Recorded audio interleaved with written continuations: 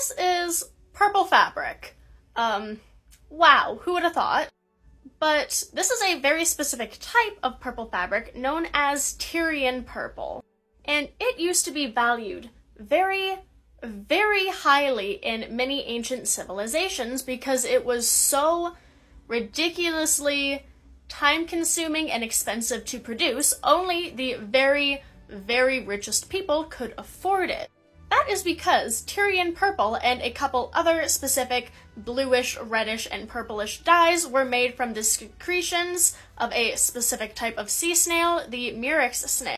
Now, there are multiple different types of snails within the larger murex classification, and multiple of them were used in making dyes for different fabrics, and they produced slightly different colors depending on the species and the conditions in which the dye was made. Now, we have much easier ways of making purple pigments currently, but back when Tyrian purple was super popular, all the way back in like 1200 BC, it started in Phoenicia, which is now around modern Lebanon, and it was super, super popular because of its rarity and its color and just how much of a pain in the ass it was to produce.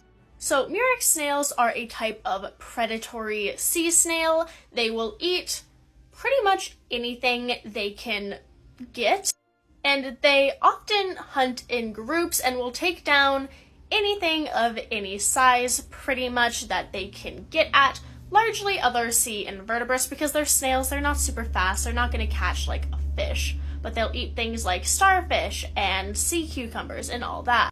Reportedly, some species are pretty toxic and venomous. I don't think any of the ones that were used to make the dye were dangerous to humans, but some species are pretty venomous.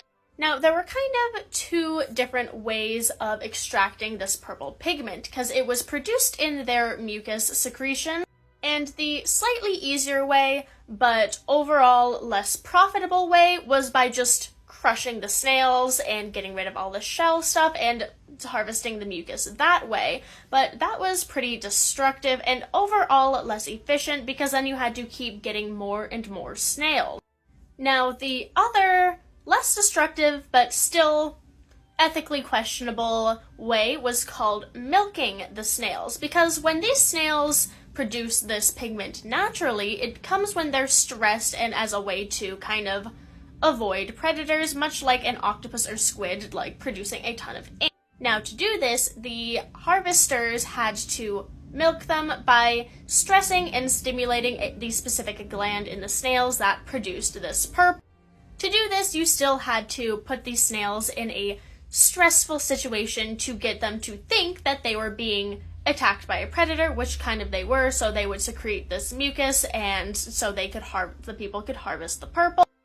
But overall, it is a little bit less destructive and more sustainable than just crushing the snails. Now, overall, this was not a very efficient process because you needed a shit ton of snails just to make the tiniest amount of the Tyrian purple dye.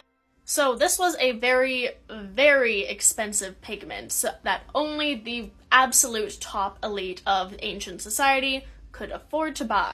Thankfully now, we can get purple pigment a lot easier and not at the expense of tens of thousands of predatory snails.